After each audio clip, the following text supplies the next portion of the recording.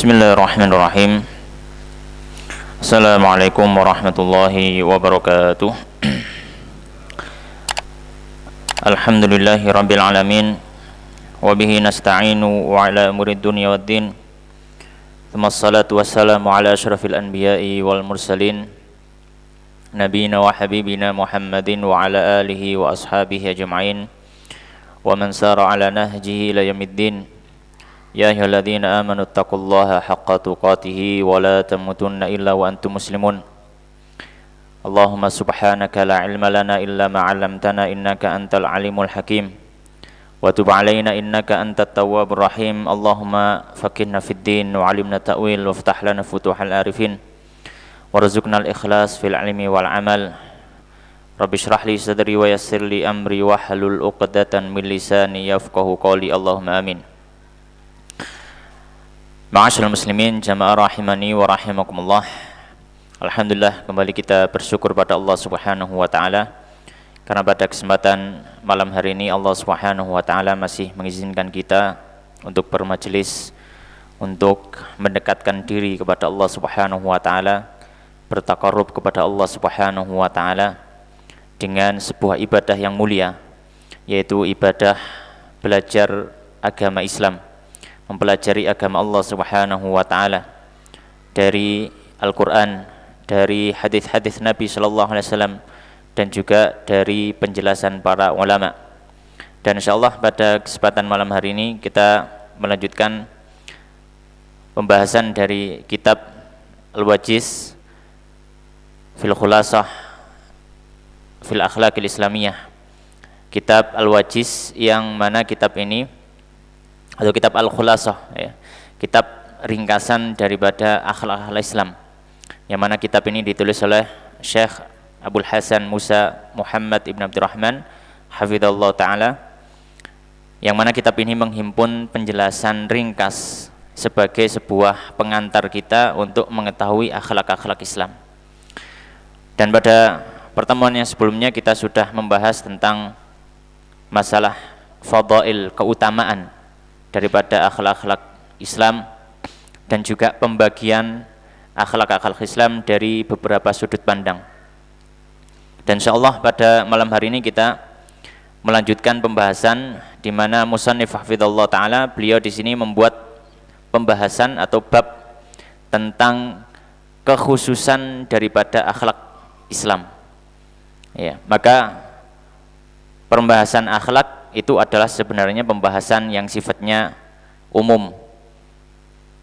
Manusia tanpa memandang agama, dalam beberapa akhlak mereka akan mengikuti akhlak-akhlak yang baik tanpa memandang agama, karena sebagian akhlak memang dia berasal dari tabiat manusia. Akan tetapi akhlak Islamiyah memiliki kekhususan-kekhususan yang berbeda dengan akhlak-akhlak yang mungkin tidak ada di agama-agama lain. Maka di sini kita akan membahas beberapa sisi atau beberapa keistimewaan daripada akhlak Islamiyah ini. Maka di sini beliau mengatakan bismillahirrahmanirrahim. Qala al-musannif wa hafidhallahu ta'ala wa nafa'ana bi ilmi fid dunya wal akhirah. Khasaisul akhlaqil islamiyah, kekhususan akhlak-akhlak Islam. Yang pertama, beliau mengatakan awalan al-akhlaqul islamiyah rabbaniyatul masdar. Yang pertama, bahwasanya akhlak Islam ini landasan yang dipakai itu berasal dari pencipta alam semesta ini, yaitu Allah Subhanahu wa taala. Ini sebuah keistimewaan yang luar biasa. Jadi akhlak Islam ini sumber referensinya, sumber pendalilannya, landasan dalam penentuannya itu langsung dari pencipta alam semesta, termasuk pencipta manusia, yang mana pencipta manusia tentu lebih mengetahui terhadap manusia itu sendiri daripada manusianya, ya. Karena pencipta pasti akan lebih mengetahui terhadap ciptaannya. Maka Allah Subhanahu wa taala sudah menetapkan syariat Islam. Di dalam syariat Islam ada berbagai macam hal yang disampaikan, termasuk di dalamnya adalah akhlak. Maka ini sebuah keistimewaan yang mana mungkin orang-orang selain Islam ketika mereka memandang terhadap sebuah akhlak, mereka hanya memandang dari sudut pandang subjektifnya sebagai seorang manusia. Menurut perasaannya, menurut pandangan dia sebagai manusia, itu adalah suatu hal yang baik, suatu hal yang mestinya memang dilakukan oleh yang namanya manusia. Ya, maka kita katakan ini tidak salah seutuhnya, ya, juga tidak benar seutuhnya. Tidak salah kenapa? Karena memang sebagian daripada akhlak-akhlak itu, ya akhlak-akhlak yang baik, yang juga diajarkan oleh Islam, memang dia sudah menjadi tabiat dasar manusia. Tapi juga tidak benar, ya, tidak benar secara keseluruhan. Karena apa? Karena mungkin sebagian yang dipandang manusia sebagai sebuah hal yang baik, belum tentu dalam pandangan Allah Subhanahu wa taala melalui syariatnya itu adalah sebuah akhlak yang baik. Belum tentu. Ya. Kenapa? Karena pandangan manusia, sudut pandang manusia itu dipengaruhi oleh banyak faktor, termasuk yang paling besar adalah informasi dan lingkungan. Ya, informasi dan lingkungan. Ya. Kalau kita misalkan berada di negara-negara Islam yang cukup ketat dalam menerapkan syariat Islam, misalkan kita di Arab Saudi, kita berada di Mekah, ya, kita berada di Mekah. Misalkan ada seorang wanita berada di Mekah, kemudian dia berjalan tanpa menggunakan kerudung, orang akan berpandangan aneh dan tentu saja berpandangan sinis. Kenapa?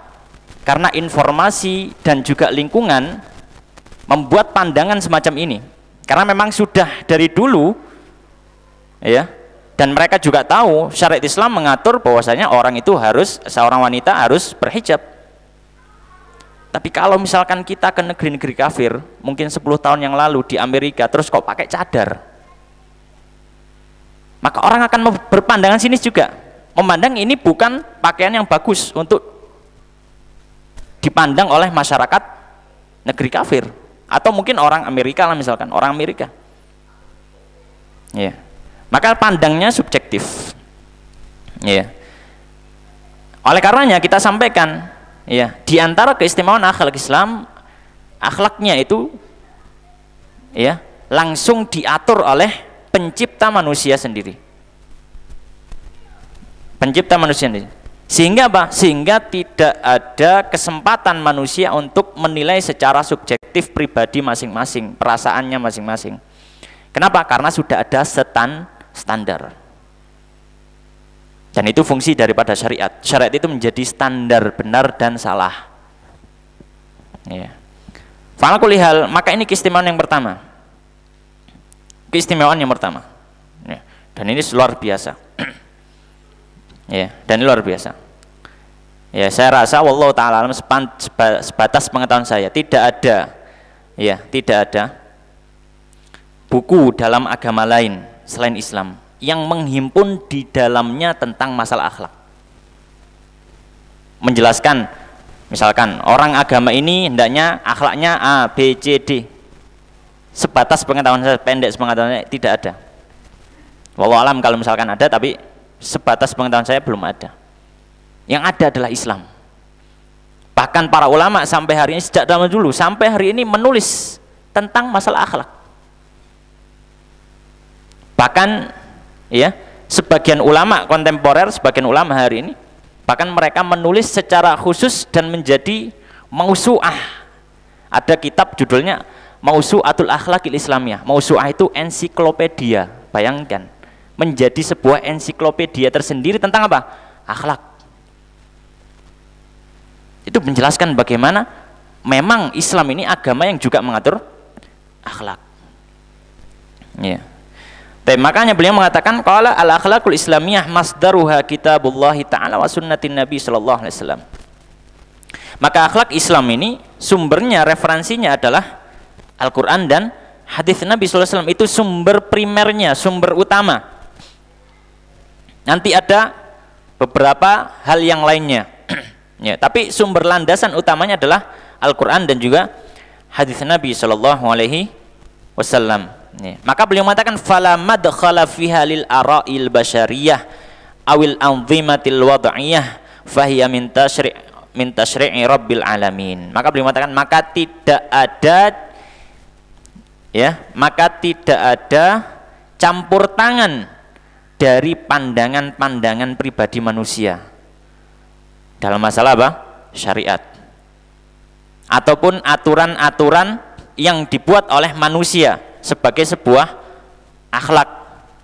Tidak ada campur tangan manusia dalam hal ini. Kenapa? Karena dia langsung dari Allah Subhanahu wa ta'ala. Ya. Taib, itu keistimewaan yang pertama. Keistimewaan yang kedua, beliau mengatakan tsaniyan asyumul wat takamul. Ya. Keistimewaan yang kedua, akhlak Islam itu, pembahasan akhlak dalam Islam itu sangat sempurna dan sangat lengkap. Pembahasan akhlak di dalam Islam sangat sempurna dan sangat lengkap. Ya. Sempurna karena yang menjelaskan itu adalah Rasulullah SAW berlandaskan dari wahyu. Maka tidak ada kekurangan dalam wahyunya Allah Subhanahu wa ta'ala. Dan sangat lengkap karena akhlak Islam menyentuh semua bagian dalam kehidupan manusia. Menyentuh semua bagian dalam kehidupan manusia. Bahkan termasuk akhlak yang tidak bisa dilihat, itu juga dibahas oleh Islam. Akhlak yang tidak bisa dilihat, itu juga dibahas oleh Islam. Misalkan apa? Akhlak kepada Allah. Contohnya akhlak kepada Allah, bersikap tawakal. Ini juga dibahas oleh Islam. Iya. Dibahas oleh Islam. Ya, yang mungkin sebagian orang kafir tidak akan mengerti pemahaman tentang masalah tawakal ini. Ya. Karena apa? Karena itu adalah amaliyah hati. Tidak bisa dilihat. Tidak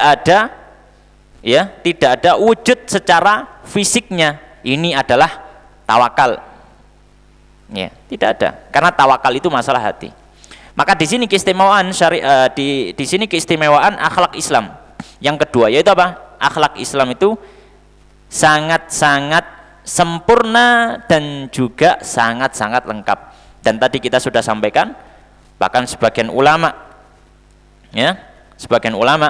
membuat sebuah ensiklopedia tentang apa? Akhlak Islam berjilid-jilid, bukan hanya satu jilid. Namanya ensiklopedia. Ya. Judulnya Mausu'atul Akhlaqil Islamiyah. Ya. Ensiklopedia akhlak Islami. Itu menunjukkan betapa lengkapnya apa? Akhlak Islam. Kemudian diantara keistimewaan akhlak Islam, ya, beliau mengatakan qala tsalitsan, yang ketiga, al akhlaqul islamiyah salihatun likulli zamanin wa makan. Beliau mengatakan keistimewaan yang ketiga bahwasanya akhlak Islam itu, ya, akhlak Islam itu, ya, bisa diterapkan di semua waktu dan semua tempat. Akhlak Islam, ya, bisa diterapkan di semua waktu dan semua tempat. Ya. Maka beliau mengatakan lamma kanatil akhlaqul islamiyatu rabbaniyatul masdar kanat salihatan likulli zamanin wa makan fala yatra'u 'alaiha ayyu taghyirin aw tabdilin bisababi taghayyuri dzurufil wal azman. Ini menyampaikan karena akhlak, ya, alasannya kenapa termasuk keistimewaan akhlak Islam yang ketiga adalah dia itu, ya, bisa diterapkan, bisa dilakukan di semua waktu dan semua tempat. Karena beliau mengatakan karena akhlak Islam ini sumbernya adalah dari Allah Subhanahu wa ta'ala. Berarti dia masuk dalam rumpun syariat.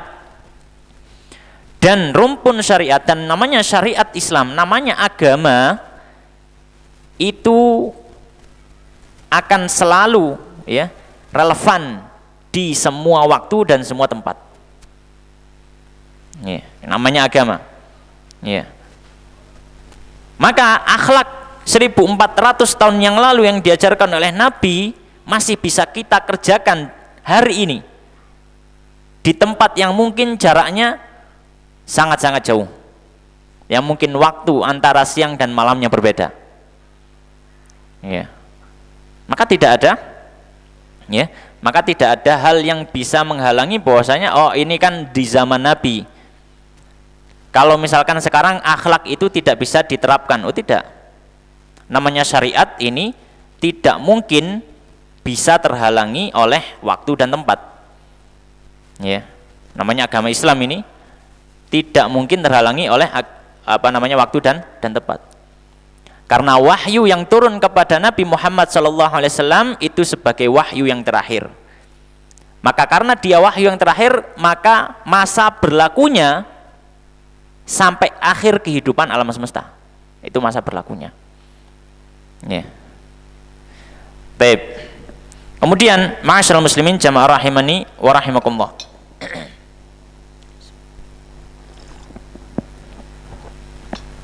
Kemudian keistimewaan yang keempat, beliau mengatakan qala rabi'an al-mas'uliyatu. Ya. Yang keempat di antara keistimewaan akhlak Islam, ya, di antara keistimewaan akhlak Islam akan membuat orang merasa bertanggung jawab. Akhlak Islam akan membuat orang merasa bertanggung jawab. Ya. Oleh karenanya beliau mengatakan, al-akhlaqul islamiyyatu taj'alul insana mas'ulan amma yasduru minhu fi kulli jawanibil hayati sawa'an kanat hadhil mas'uliyatu jama'iyatan aw fardiyatan. Akhlak Islam itu menjadikan seorang manusia akan merasa bertanggung jawab dari semua hal yang terjadi karena sebab dirinya di seluruh sisi kehidupannya. Ya, baik tanggung jawab ya secara bersama dalam kemasyarakatan atau individu. Dalam artian gini, oh bisa di antara keistimewaan akhlak Islam itu bahwasanya akhlak Islam mengajari tentang tanggung jawab atau membuat orang bertanggung jawab. Karena kita tahu di dalam syariat Islam, di dalam aturan akhlak, Allah Subhanahu wa taala memberikan balasan bagi akhlak yang muncul dari seorang manusia. Ya. Dari akhlak yang muncul dari seorang manusia. Misalkan yang paling mudah, yang masyhur tentang akhlak jujur dan kebohongan. Ya, jujur dan kebohongan. Maka Nabi SAW menyampaikan, innas sidqa yahdi ilal bir wa innal birra yahdi ilal jannah. Sesungguhnya kejujuran itu akan mengarahkan kepada kebaikan dan kebaikan akan mengarahkan pada surga. Ada balasan yang disediakan Allah. Sebaliknya, kalau orang berbohong, wa innal kadziba yahdi ilal fujur wa innal fujur yahdi ilan nar. Ya. Dan sesungguhnya kebohongan itu akan menggiring orang untuk melakukan keburukan dan keburukan menggiring orang untuk masuk neraka. Maka di sini ketika seorang sadar bahwasanya akhlak Islam itu bukan hanya sekedar melakukan karena dipandang baik oleh manusia, bukan hanya sekedar itu. Lebih daripada itu. Karena ada pahala bagi orang yang berakhlak baik dan ada siksa bagi orang yang berakhlak buruk. Dan bagaimana Nabi SAW menyampaikan ya kepada sahabat Mu'adz tentang masalah menjaga lisan, berkata-kata supaya tidak melakukan kata-kata yang bernilai maksiat. Nabi menyampaikan kepada sahabat Mu'adz, "Thaqilatka ummuka ya Mu'adz, wa hal yakubbun nas finnari ala wujuhim aw ala manakhirim illa hasaidu alsinatihim." Celaka kamu Mu'adz, bukankah orang disiksa di neraka, diseret di dalam neraka, ditelungkupkan di atas wajahnya atau hidungnya, diseret, dimasukkan ke dalam api neraka hanya karena ucapan. Ucapan tentu saja masuk dalam kategori akhlak. Ya. Maka di sini orang yang memahami akhlak Islam secara lengkap semacam ini, maka dia akan bertanggung jawab, merasa bertanggung jawab. Wah ya, ini tanggung jawab saja. Ini tanggung jawab saya. Nah, orang akan berusaha, merasa bertanggung jawab, akan berusaha. Ya, akan berusaha. Dan tanggung jawab ini, ya. Dan tanggung jawab ini juga berlaku bukan hanya sifatnya individu, bahkan secara masyarakat, secara kolektif, orang banyak. Juga dia akan merasa bertanggung jawab terhadap lingkungannya. Ya, bertanggung jawab terhadap apa? Lingkungannya. Oleh karena syariat Islam memotivasi, mendorong pengikutnya untuk apa? Selalu memberikan nasihat-nasihat yang baik kepada saudaranya. Hakul muslim al muslim sid, di antara yang disebutkan ada idzastan sahaka fansah lahu. Hak seorang muslim dengan muslim lainnya ada 6, dan berarti khams ada 5. Di antaranya Pak, jika minta nasihat, nasihati dengan baik. Ya. Dan Nabi SAW menyampaikan ad-dinu nasihah, agama Islam itu isinya adalah nasihat. Isinya adalah nasihat. Ya. Maka di sini kalau misalkan ada sebuah kemungkaran, maka termasuk syariat adalah hendaknya diupayakan untuk dihilangkan kemungkaran tersebut. Ya, dihilangkan kemungkaran tersebut. Ya. Baik, ma'asyiral muslimin jamaah rahimani wa rahimakumullah. Maka ini adalah keistimewaan yang keempat. Bahwasanya akhlak Islam membuat seseorang akan merasa bertanggung jawab. Dan ini penting. Sehingga apa? Sehingga dia tidak dengan mudah begitu saja meninggalkan akhlak tersebut. Kemudian di antara keistimewaan akhlak Islam yang kelima, beliau mengatakan khamisan al-ibratu bil-zahiri wal batini minal a'mali ma'an. Ya. Beliau menyampaikan bahwasanya akhlak Islam ini di antara keistimewaan adalah dia ya memandang kebaikan dari sisi zahir dan batin. Ya, akhlak Islam itu memandang kebaikan dari sisi zahir dan batin. Ya. Ya. Maka ini diantara keistimewaan akhlak Islam juga. Oleh karenanya beliau mengatakan al-akhlaqul islamiyah la taktafi bil-zahir minal amali faqat bal yamtaddul hukmul yashmala an-nawaya wal maqasid. Beliau menyampaikan akhlak Islam ini tidak hanya mengatur hal yang sifatnya terlihat, tapi apa? Tapi juga yang ada di dalam hati. Oleh karenanya Nabi SAW menyampaikan innamal a'malu binniyat. Ya. Maka ketika seorang memiliki sebuah akhlak yang terlihat secara zahir, harapannya hatinya juga sesuai dengan zahirnya. Dan itu keistimewaan Islam. Ya, memperbaiki manusia bukan hanya zahirnya tapi juga apa? Batinnya. Dan tadi di awal kita sudah sampaikan, ya, bahwasanya karena akhlak Islam ini adalah akhlak yang syamil kamil, yang sempurna dan begitu lengkap, sampai apa? Urusan hati juga diatur. Diatur akhlaknya kepada Allah Subhanahu wa taala. Ya. Perasaan kasih sayang kepada sesama makhluk. Ya. Dan seterusnya. Ya. Baik, ma'asyiral muslimin, jamaah rahimani wa rahimakumullah. Ya. Bahkan Nabi SAW juga menyampaikan innallaha la yanzuru ila suwarikum wala ajsamikum walakinallaha yanzuru ila qulubikum wa a'malikum wa qulubikum wa a'malikum. Sesungguhnya Allah Subhanahu wa taala tidaklah melihat kepada fisik-fisik kalian, penampilan kalian, tidak hanya melihat kepada itu. Tapi Allah melihat kepada hati. Allah menilai hatinya. Maka bisa jadi ada orang yang dia berakhlak di hadapan manusia luar biasa, memiliki adab yang luar biasa, tapi hatinya ya 180 derajat berbeda dengan zahirnya. Dan ini seperti orang-orang munafik, ya, yang mana mereka menunjukkan kebaikan tapi di dalam hatinya adalah permusuhan dan kebencian.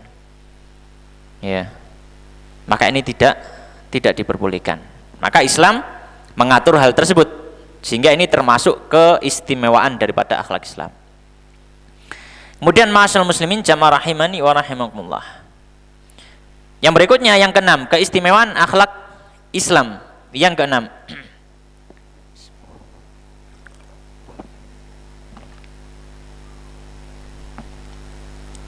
beliau menyampaikan, sadisan yang keenam, al-akhlaqul islamiyatu tartabitu bil jazaid dunyawi wal ukhrawi. Ya. Beliau menyampaikan di antara keistimewaan akhlak Islam bahwasanya dalam aturan akhlak Islam itu ada balasan-balasan yang diterima bagi para pelakunya, baik di dunia ataupun di akhirat. Baik di dunia ataupun di akhirat. Ya. Jadi ada timbal balik ketika seorang itu berakhlak. Kalau akhlaknya akhlak yang baik, maka akan mendapatkan balasan kebaikan. Bahkan tidak menunggu di akhirat, di dunia sudah dibalas kadang. Seperti contohnya, ya, ada seorang yang bertanya kepada Nabi Shallallahu Alaihi Wasallam. Beliau menyampaikan, ya Rasulullah, dullani ala amalin idza amiltuhu ahabbanillah wa ahabbanin nas. Wahai Rasulullah, tunjukkan padaku satu amal yang kalau saya kerjakan, saya dapat cintanya Allah, dapat cintanya manusia. Allah senang kepada saya, manusia pun senang kepada saya. Maka Nabi SAW menyampaikan apa? Izhad fid dunya yuhibbakallah. Zuhudlah dalam masalah dunia, Allah akan cinta kepada kamu. Wazhad fima indan nas yuhibbakan nas. Dan zuhudlah terhadap miliknya manusia, orang akan senang pada kamu. Dalam artian apa? Ya, dalam artian orang itu tidak mudah kepingin, tidak mudah jaluk, ya, kepada miliknya orang lain, pada miliknya orang lain. Ya, maka orang akan merasa nyaman dekat dengan orang semacam ini. Ya. Tapi kalau misalkan setiap kali kita ketemu orang ini, misalkan isine sambat, misalkan cak ganti duit 5.000 ta 10.000 misalkan, ben ketemu, apakah kira-kira kita kalau ketemu akan merasa nyaman? Enggak nyaman. Ya, enggak nyaman. Nek iso ono ngiku ngalih. Tapi kalau Masya Allah orang itu, ya, tidak terlalu menginginkan apa yang dimiliki oleh manusia. Yang dibahasakan oleh Nabi SAW, izhad fima indan nas. Zuhudlah dari apa yang dipunyai oleh manusia. Yuhibbakan nas. Orang kan senang pada kita. Itu balasannya sudah dirasakan di dunia, tidak nunggu di akhirat. Ya, kalau di akhirat jelas balasannya sangat banyak sekali, ya. Di antaranya apa? Di antara hal yang menunjukkan hal tersebut, misalkan Allah Subhanahu wa taala menyampaikan, ya, di dalam Al-Qur'an, "Wa may yatawakkal 'ala Allah fahuwa hasbuh." Siapa yang bertawakal kepada Allah, maka tawakal termasuk akhlak hati, ya, akhlak batin. Siapa yang bertawakal pada Allah Subhanahu wa taala, Allah akan membuat dia cukup. Allah yang mencukupi dirinya. Ya. Wa may yatawakkal 'ala Allah fa hasbuh. Innallaha balighu amrihi, dan seterusnya. Ya. Allah Subhanahu wa taala dalam ayat yang lain juga menyampaikan, lilladzina ahsanu fi hadhihi dunya hasanah. Bagi orang yang berbuat ihsan di dunia ini, maka dia akan mendapatkan balasan kebaikan. Maka ini diantara, ya di antara keistimewaan-keistimewaan yang dimiliki oleh akhlak Islam. Ya, di mana keistimewaan yang terakhir tadi atau yang keenam, bahwasanya akhlak Islam itu ya membuat atau menjadikan orang yang berakhlak mendapatkan balasan baik di dunia maupun di akhirat. Baik, ma'asyiral muslimin jamaah rahimani wa rahimakumullah. Kemudian pembahasan yang kedua pada kesempatan malam hari ini, ya, yang ditulis oleh musannif di sini setelah beliau membahas tentang keistimewaan daripada akhlak Islam, maka beliau membahas pembahasan lain. Apa pembahasannya? Pembahasannya adalah tentang wasilah-wasilah atau cara-cara atau upaya, ya, upaya supaya kita mendapatkan atau memperbaiki akhlak-akhlak kita. Jadi upaya yang bisa kita lakukan dalam rangka mendapatkan akhlak yang belum kita miliki atau menyempurnakan akhlak yang sudah ada pada kita. Ya. Dan pada pertemuan keberapa itu sebelumnya kita sudah sampaikan bahwasanya akhlak manusia itu ada yang memang sifatnya gharizi. Ya. Tabi'i, memang sudah bawaan lahir. Tapi ada juga yang perlu latihan. Ya. Wa man yatasabbar yusabbirullah. Innamal hilmu bitahallum, kan gitu. Siapa yang latihan sabar dibuat sabar. Latihan dulu. Siapa yang sesungguhnya perasaan lembut itu didapat dengan dilatih. Ya. Maka perlu upaya-upaya yang kita lakukan untuk apa? Mendapatkan sebuah akhlak yang belum kita miliki atau mungkin menyempurnakan akhlak yang sudah ada pada tabiat kita. Maka ini ada beberapa cara. Ada beberapa wasilah yang beliau sampaikan di sini. Ya. Di antara yang pertama beliau mengatakan, yang pertama tashihul akidah. Ya, upaya yang pertama adalah kita memperbaiki akidah kita kepada Allah. Memperbaiki akidah kita kepada Allah Subhanahu wa taala. Maka ini penting. Bagusnya akidah, keyakinan kepada Allah itu berjalan beriringan dengan bagusnya akhlak seseorang. Maka ini yang perlu kita ketahui, perlu kita memandang kepada diri kita masing-masing. Ketika kita mempelajari akidah yang lurus, ya, akidah yang benar, keyakinan yang kuat kepada Allah Subhanahu wa taala, keimanan yang besar kepada Allah. Ya. Maka harusnya akhlak kita semakin berkualitas. Akhlak kita semakin berkualitas. Maka salah satu pertanda kita benar dalam belajar akidah, akhlak kita menjadi semakin baik. Salah satu tandanya. Maka kalau misalkan ada seorang yang belajar akidah, pelajari akidah Islam yang lurus, yang benar, ketauhidan, keimanan pada Allah, tapi akhlaknya kok buruk atau malah makin buruk dari sebelumnya, perlu dipertanyakan belajarnya seperti apa. Perlu dipertanyakan metode dalam belajar akidahnya. Ya, perlu dipertanyakan metode dalam belajar akidahnya. Nabi SAW ketika mengajarkan akidah, beliau sangat erat menghubungkan dengan akhlak. Sangat erat sekali. Makanya banyak dari nas-nas yang ada, dalil-dalil yang ada menunjukkan bagaimana dekatnya keimanan kepada Allah dengan akhlak kepada manusia. Misalkan Allah Subhanahu wa taala menyampaikan dalam Al-Qur'an, wa'budullaha wa la tusyriku bihi syai'a. Allah merintahkan beribadahlah kepada Allah, jangan berbuat syirik. Akidah tauhid. Wabil walidaini ihsana. Berbuat baik kepada orang tua. Wabidhil qurba, pada kerabat juga. Wal yatama, anak yatim. Wal masakin, orang miskin. Wabni sabil, dan orang-orang yang sudah kehabisan bekal di jalannya. Wal jari dzil qurba wal jaril junub, dan tetangga yang dekat atau tetangga yang jauh. Ya.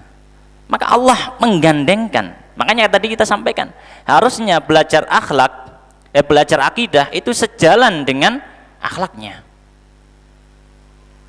Ya. Nabi SAW berapa banyak hadis yang menunjukkan Nabi SAW selalu menghubungkan akhlak dengan keimanan. Ya. La yu'minu ahadukum hatta yuhibba li akhihi ma yuhibbu li nafsi. Tidak beriman, tidak sempurna keimanan salah seorang dari kalian sampai dia mencintai, ya, untuk saudaranya sebagaimana dia mencintai untuk dirinya sendiri. Man kana yu'minu billahi wal yawmil akhir falyakul khairan aw liyasmut. Siapa yang beriman pada Allah dan hari akhir, keyakinan, dia berkata baik atau diam. Kemudian Nabi juga menyampaikan, fal yukrim jarahu, siapa yang beriman pada Allah dan hari akhir hendaknya memuliakan tetangganya. Kemudian ditambah fal yukrim dhaifahu, hendaknya dia memuliakan tamunya. Ya. Maka ini menunjukkan bahwa keimanan kepada Allah sangat erat hubungannya dengan akhlak. Ya. Baik. Kemudian beliau menyampaikan, ya, innal aqidata laha ta'thirun kabirun ala sulukiyatil insan. Fal aqidatu hiyal iman wa akmalul mu'minin imanan ahsanuhum akhlaqa. Maka beliau mengatakan, maka akidah, keyakinan kepada Allah ini memiliki dampak yang besar dalam sikap manusia, dalam membentuk sikapnya manusia. Maka yang dimaksud dengan akidah di sini adalah keimanan. Sedangkan Nabi SAW menyampaikan akmalul mu'minin imanan ahsanuhum khuluqa. Orang beriman, ya, yang paling sempurna imannya adalah yang paling baik akhlaknya. Maka harus jalan. Ya. Oleh karenanya orang yang lurus akidahnya hendaknya dibarengi dengan akhlak yang lurus. Ya. Dan salah satunya adalah ya tadi, ketika kita membuat keimanan kita semakin besar kepada Allah, maka kita semakin takut dengan ancaman-ancaman Allah Subhanahu wa taala. Ya.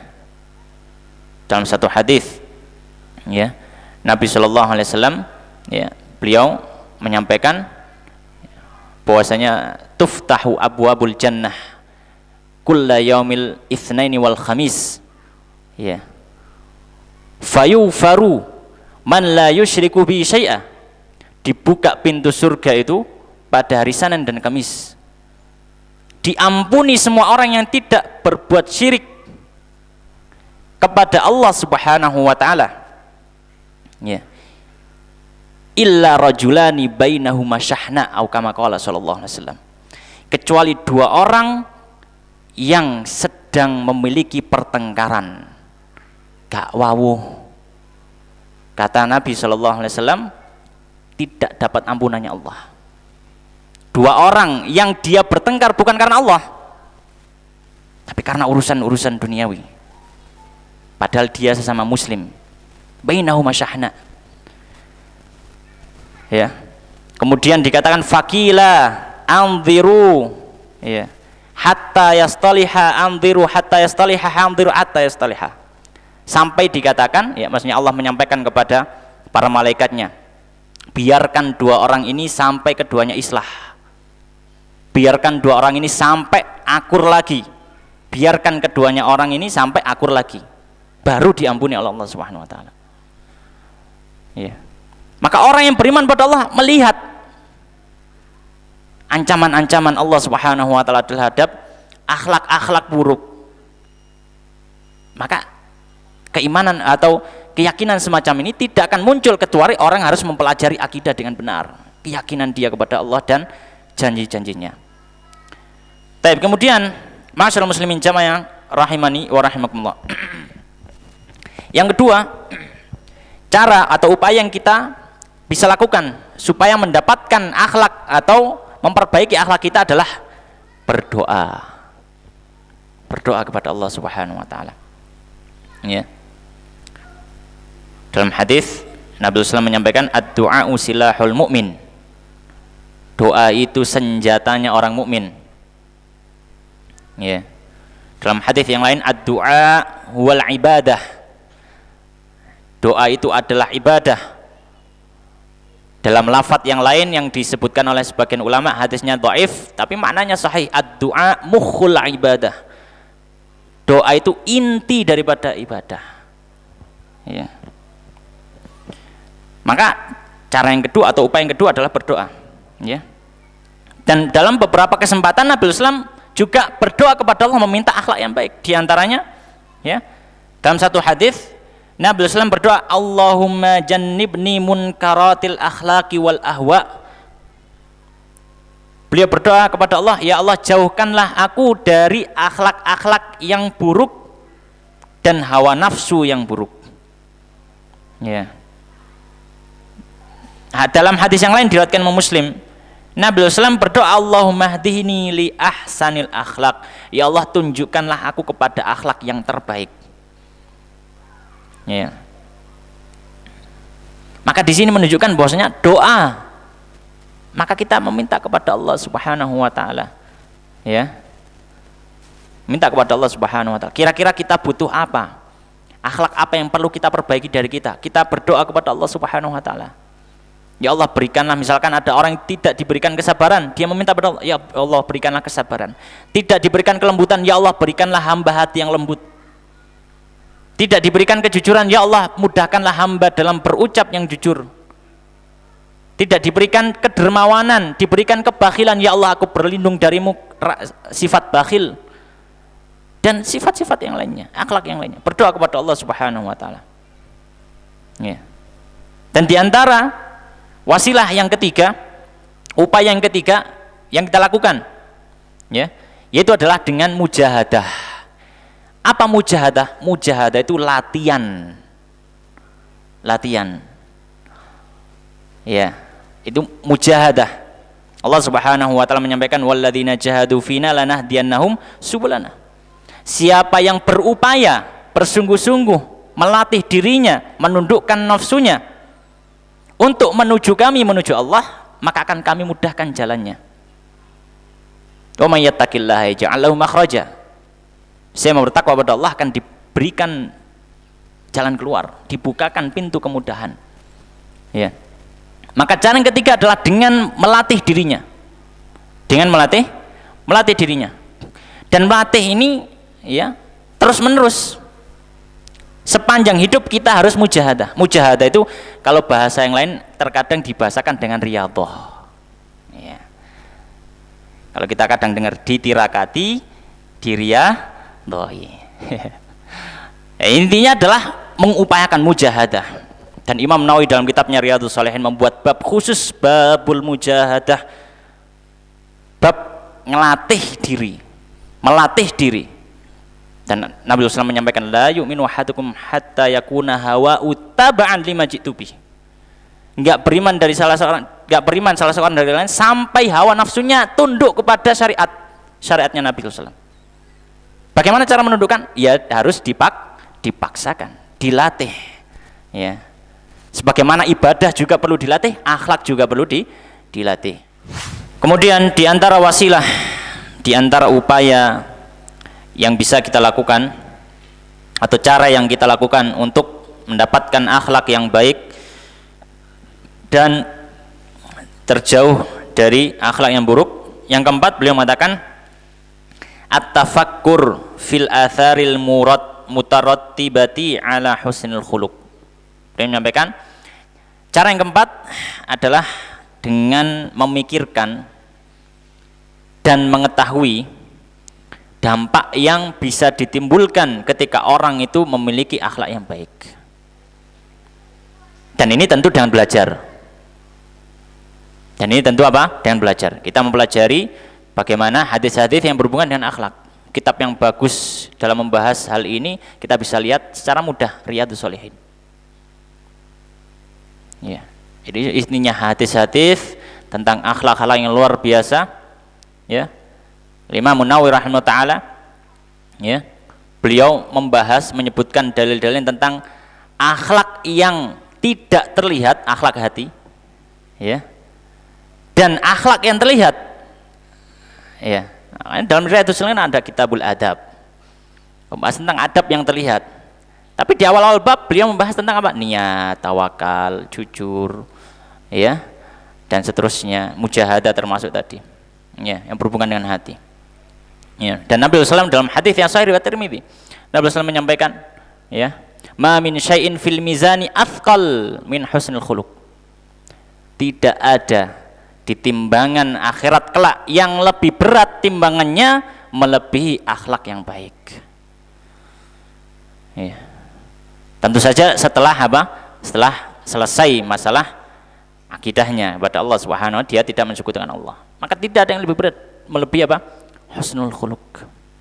Ya. Maka dengan melihat asar-asar yang berhubungan bagaimana Allah memberikan balasan bagi akhlak-akhlak baik tersebut, maka akan membuat termotivasi untuk apa? Berusaha menerapkan akhlak tersebut.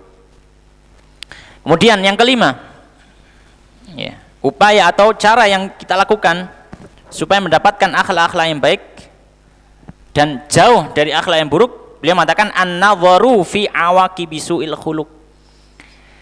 Melihat kepada dampak dan akibat dari akhlak yang buruk. Ya.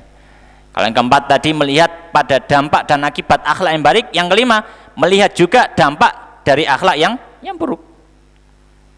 Ya, bagaimana Allah memberikan ancaman dan seterusnya. Ya. Baik. Maka dengan memperhatikan, ya, hal-hal semacam ini, maka hati orang yang beriman pada Allah Subhanahu wa taala akan tergugah untuk berusaha menjauhi akhlak tersebut. Untuk menjauhi akhlak tersebut. Makanya di sini kembali diperlukan hati yang beriman pada Allah. Sulit kalau misalkan tidak beriman pada Allah. Ya. Baik. Maka kita melihat hadis-hadis yang mencela tentang akhlak-akhlak yang baik, mencela akhlak-akhlak yang buruk, mencela akhlak bakhil, mencela akhlak kebohongan, ya, ghibah, namimah, mengadu domba, membenci, ya, dan seterusnya, ya, dan seterusnya. Baik. Kemudian ma'asyiral muslimin jamaah rahimani wa rahimakumullah. Cara yang berikutnya, yang keenam yang disampaikan oleh musannif hafizallahu taala. Cara berikutnya, upaya yang berikutnya adalah dengan al-muhasabah, dengan bermuhasabah. Ya. Maka setelah akidahnya benar, keimanannya kuat, ya. Kemudian, ya, dia juga sudah berdoa kepada Allah, dia bermujahadah melatih, kemudian sambil melihat bagaimana balasan akhlak yang baik, bagaimana balasan akhlak yang buruk, maka hendaknya diiringi senantiasa dengan muhasabah. Ya, melihat terus, ya, mengkoreksi dari usaha-usaha yang sudah dilakukan. Apakah ada yang kurang? Ya. Maka ini penting, ya. Dan beliau mengatakan wadzalika binaqdin nafsi wa muhasabatiha wa laumiha idza irtakabat akhlaqan dzamimatan. Maka beliau mengatakan, maka muhasabah di sini adalah bagaimana? Ya, dengan mengkritik dirinya sendiri dan menilai dirinya sendiri dan mencela dirinya sendiri kalau sampai dirinya sudah melakukan akhlak yang tercela. Sebelum orang lain mencela diri kita karena akhlak kita, harusnya kita yang sudah mencela diri kita duluan. Maka seorang muslim adalah orang yang harusnya paling sadar terhadap dirinya, mengetahui dirinya. Rahimallahu ra'an arafa qadra nafsihi. Semoga Allah merahmati seseorang yang dia mengetahui kadar dirinya sendiri. Ya. Maka seorang muslim selalu memikirkan, selalu memperhatikan dari setiap hal yang dia lakukan. Ya, dari setiap hal yang dia lakukan. Ya. Makanya di sini beliau menyampaikan semacam itu. Wa hamliha ala alla ta'uda ila tilkal akhlaq maratan ukhra. Dan setelah dia mencela dirinya kalau sampai melakukan akhlak yang buruk, dia juga ya memaksa jiwanya untuk tidak mengulangi akhlak itu sekali lagi atau di waktu yang lain. Maka ini muhasabah. Ya.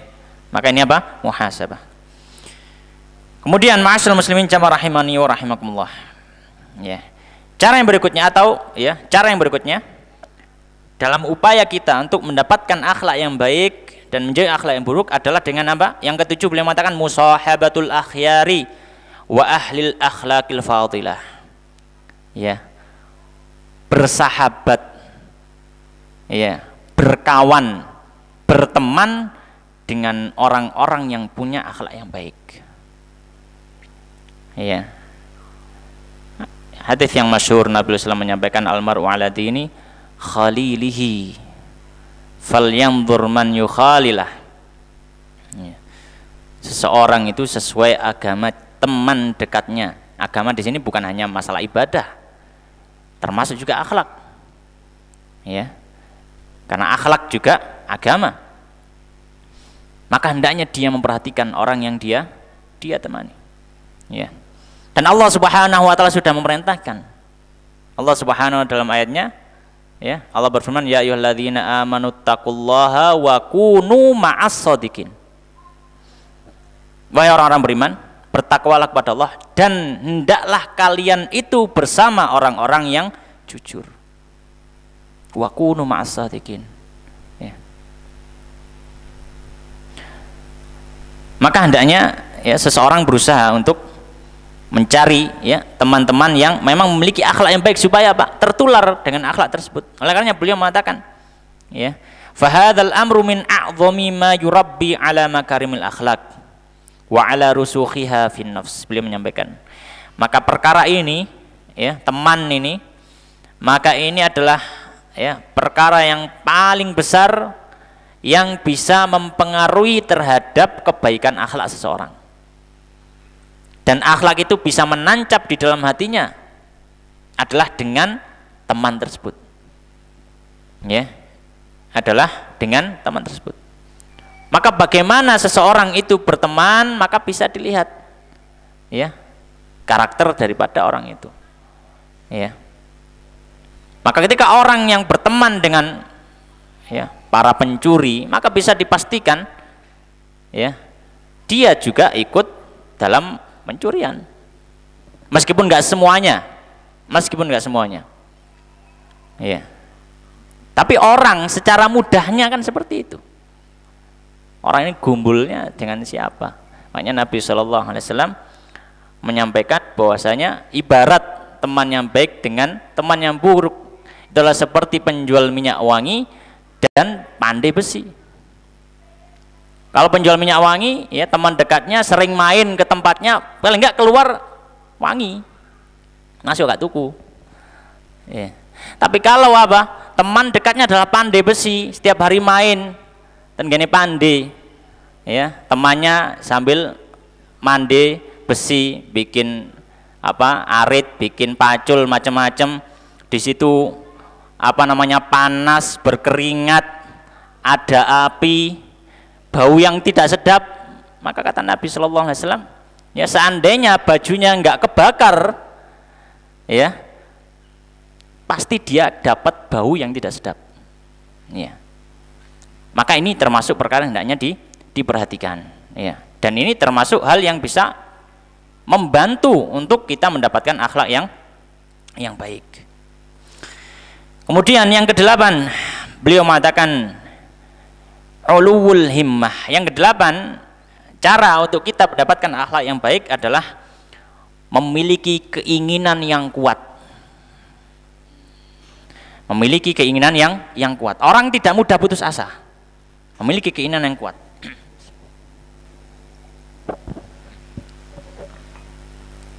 Maka beliau mengatakan, fa'uluwul himmah yastalzimul jidda wal iba' wa nishdanal ma'ali wa tatlabal kamal. Maka beliau mengatakan, maka orang yang memiliki keinginan yang kuat maka orang itu tentu akan bersungguh-sungguh, ya, dan tidak akan peduli dengan kegagalan,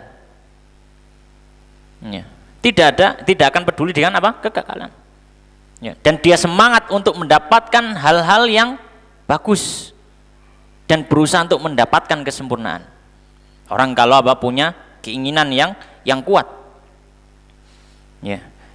Kenapa perlu, ya? Ini termasuk cara, ya, harus menata keinginannya, karena di dalam berusaha mendapatkan akhlak kita perlu mujahadah. Mujahadah itu kalau tidak memiliki keinginan yang kuat, maka dia ya akan terjatuh. Ketika dia berusaha ternyata nggak berhasil. Orang yang ya sudah nggak semangat, ya sudah wis kayak gak cocok misalkan, akhirnya dia akan tinggalkan.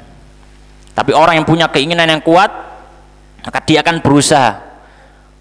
Misalkan ketika dia berusaha untuk melatih kesabarannya, ya, dalam satu peristiwa gagal, dia coba lagi. Peristiwa lain gagal, dia coba lagi, dan seterusnya. Ketika orang memiliki keinginan yang kuat, ya. Baik. Kemudian, ma'asyiral muslimin jamaah rahimani wa rahimakumullah. Cara yang kesembilan, ya, supaya mendapatkan akhlak yang baik, beliau mengatakan qala at-tawasi bi husnil khuluq. Saling memberikan nasihat dan wasiat dengan akhlak-akhlak yang baik. Saling memberikan nasihat dan wasiat dengan akhlak-akhlak yang baik.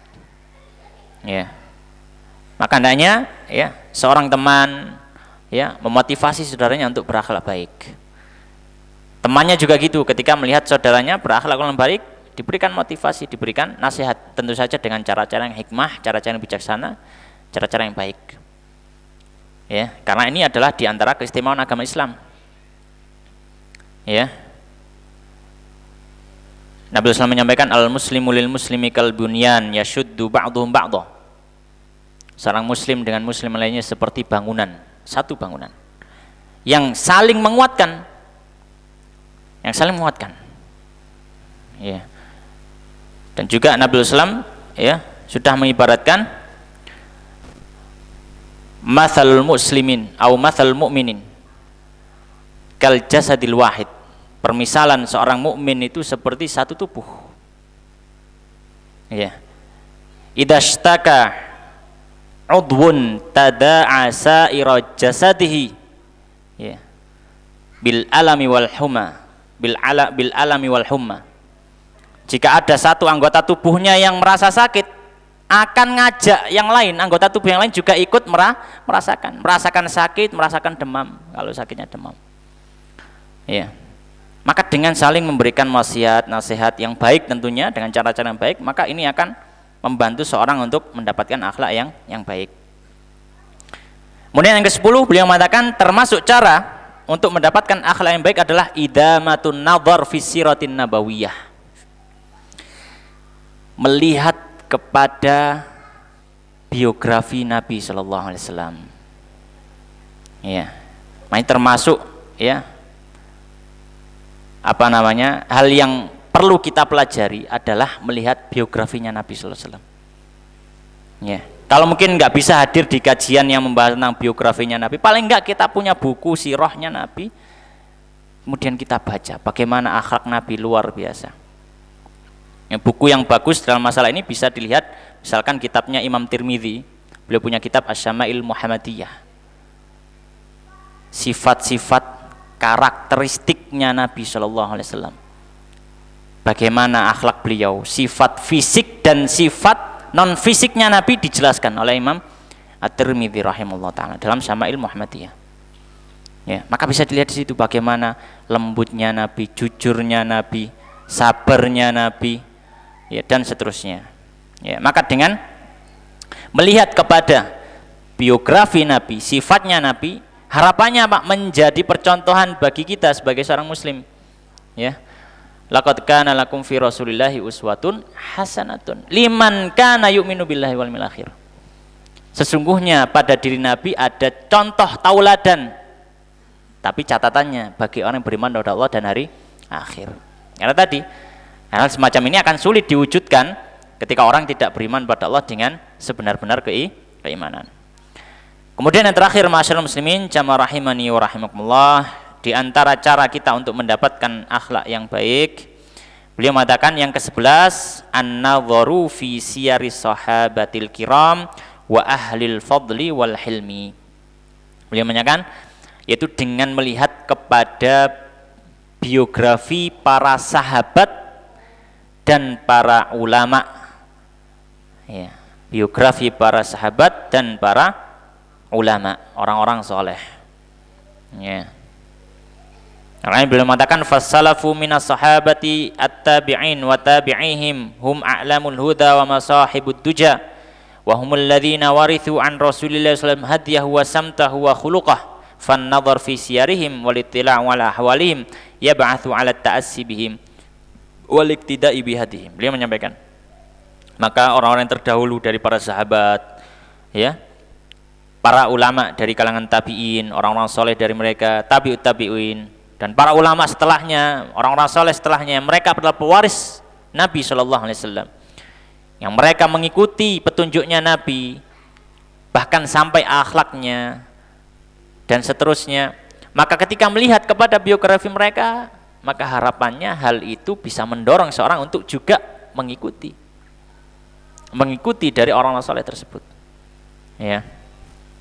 Sebagaimana juga disyaratkan Allah Subhanahu wa taala, ya ayyuhalladzina amanu taqullaha wa kunu ma'as-shadiqin. Wahai orang bertakwa pada wahai orang-orang yang beriman, ya, bertakwalah pada Allah dan hendaknya kalian bersama dengan orang-orang yang jujur. Maksudnya orang yang jujur ini, ya, orang-orang yang berakhlak mulia. Masuk diantaranya adalah orang-orang soleh yang telah mendahului kita. Baik, demikian yang bisa kita bahas pada kesempatan malam hari ini. Dua pembahasan. Yang pertama adalah tentang keistimewaan daripada akhlak Islam. Yang kedua adalah tentang upaya dan cara yang kita tempuh untuk mendapatkan akhlak-akhlak yang baik dan lari atau menghindarkan diri dari akhlak-akhlak yang buruk. Demikian, semoga sedikit memberikan manfaat. Wallahu ta'ala alam. Aqulu qouli hadza wa astaghfirullah li wa lakum. Kita akhiri dengan doa kafaratul majlis. Subhanakallahumma wa bihamdika asyhadu an la ilaha illa anta astaghfiruka wa atubu ilaik. Wa akhiru da'wana alhamdulillahirabbil alamin. Tsumma assalamu alaikum warahmatullahi wabarakatuh.